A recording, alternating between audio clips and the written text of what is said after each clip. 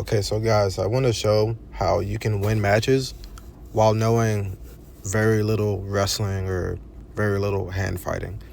This is me in high school, and basically at the time, I really was just good at level changing to a double leg, which is a good part of wrestling. But I was missing a pretty big part of the hand fighting, or at least I wasn't confident with it. So my attacks usually were like really good, but they lacked setups, really.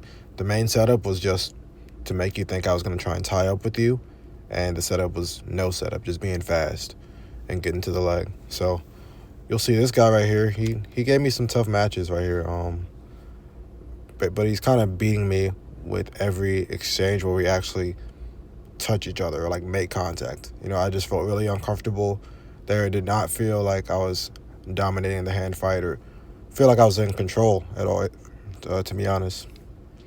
Yeah, you see he gets to my leg now, and my sprawl, I would say it was decent. I think just the amount of strength that I had and like the hustle that I had is what made my defense work well enough at the time. But now, yeah, there you go. That level change, you get into the leg. And if you don't know a lot of wrestling, you're just going to have to work a lot on the strength in your back and your shoulders and your grip, because you're probably going to be getting sprawled on quite a bit. All right, there you go. That's where those back muscles come in play. Just being able to pull through. Unfortunately, that wasn't a takedown, but because that's high school, but in college, that would have been a score. Yeah, and look, I'm so exhausted that this guy hits, off the whistle shot.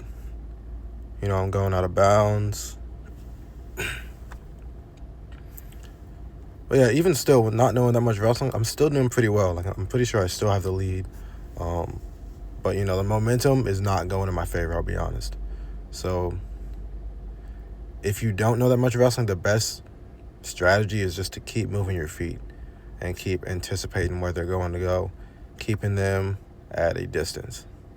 Yeah, you see I get the score here. But, yeah, man, basically at any time I could shoot off attacks, but it takes a lot of energy to do that. So you're going to have to get a really good gas tank if you don't know a lot of hand fighting, but you've got some good shots.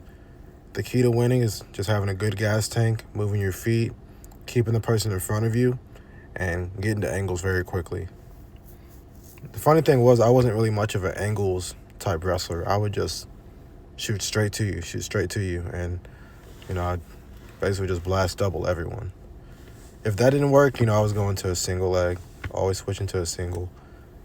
But other than that, it was just a lot of fast movements, moving my feet, trying to confuse the opponent. But this guy was doing a really good job of just stalking and staying in a really disciplined stance.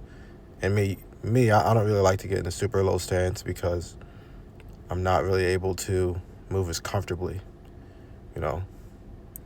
If you're a quick type guy, I would say like you want to be in a pretty comfortable stance so that you can move quickly. If you're in like that super low, down low stance, you can definitely be more athletic and powerful, but you're not going to be able to be as agile as you want to. At least I was not.